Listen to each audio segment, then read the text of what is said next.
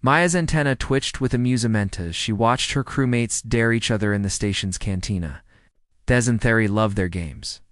Antonite's challenge was simple. Sit next to the human for a full meal cycle without flinching. Humans were still Nuto, the galactic cooperative. Barolith recycles since first contact, and their reputation preceded them. Deathworlders. They were called survivors of a planet so hostile that merely existing there required an absurd allurance for danger. Most species gave them a wide berth. Ryan sat alone at a corner table, methodically working through his meal with the focused intensity that unnerved so many aliens. His dark hair fell across his forehead as he studied a datapad, seeming oblivious to the whispers around him. "I'll do it," Maya announced, standing from her table. Her blue skin darkens lightly with determination, a zintheratel that amused her friends. For how long? Her friend Keelix challenged Thuholmeal, and I'll make conversation. The table erupted in chirps and whistle-soft disbelief. Making conversation went by in the dare, but Maya had always been curious about humans. She'd read the reports, unpredictable, resilient, prone to something called stubbornness that defied all logic. She approached with manufactured confidence, her slender frame casting barely a shadow into artificial light. The seat taken? Ryan looked up, and Mia caught herself for her antenna could betray. His eyes were brown, warm, not cold like she'd expected. He smiled. A liar's. Maya settled into the chair, her three-fingered hands folded on Theatable. She could feel her crewmates watching. I'm Maya, Engineering Deck 7. Ryan, Xenobiology Research Deck 12. Hesset down his datapad. You're Zenthari, right? I've been reading about your species. Your people can perceive electrocactic fields. Yes, we Maya paused.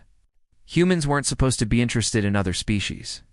The reports said they were self-absorbed, barely understanding alien perspectives. Yostidi, Xenobiology. Fascinated by it. Ryan's enthusiasm was genuine. Every species has these incredible adaptations. Cathari neural networks process data 3 times faster than human brains in certain conditions. Your ancestors evolved in electrical storms, right? Maya's antenna rose involuntarily. The Zenthari equivalent of raised eyebrows. You actually read our history. Of course, why wouldn't I?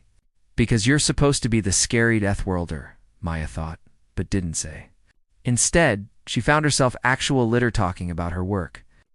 About the power coupling problems on Deck 7. About Herham World's crimson skies. Ryan listened with an attention that felt almost uncomfortable in its intensity. When he spoke about his research, studying how different species' immune systems adapted to space travel, his hands moved expressively, painting pictures in the air. The thing is, Hesad, leaning forward, humans are rent special. We just got lucky with our adaptations. But every species has their own kind of strength. Centuri can literally sense energy fields. That's not just cool. That's a perspective humans could never have naturally. Maya felt something shift in her perception. This wasn't the human from the reports. This was someone genuinely amazed by the diversity of life.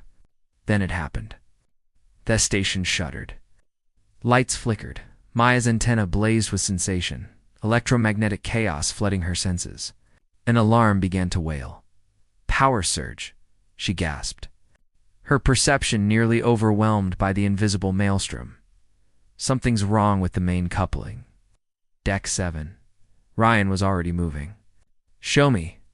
They ran together, 3 corridors filling with confused aliens. Maya's senses guided them through the electromagnetic storm while Rian cleared a path. His Deathworlder freckles, earning their reputation Aspenecking crew members scattered. In engineering, they found the nightmare.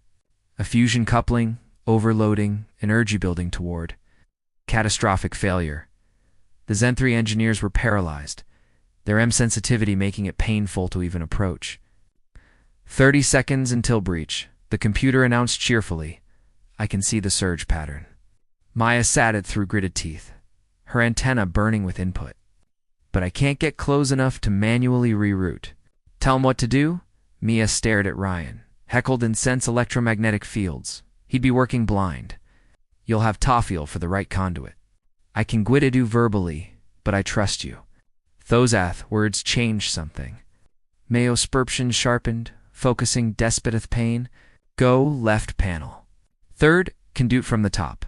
Ryan's hands moved with surprising grace following her directions.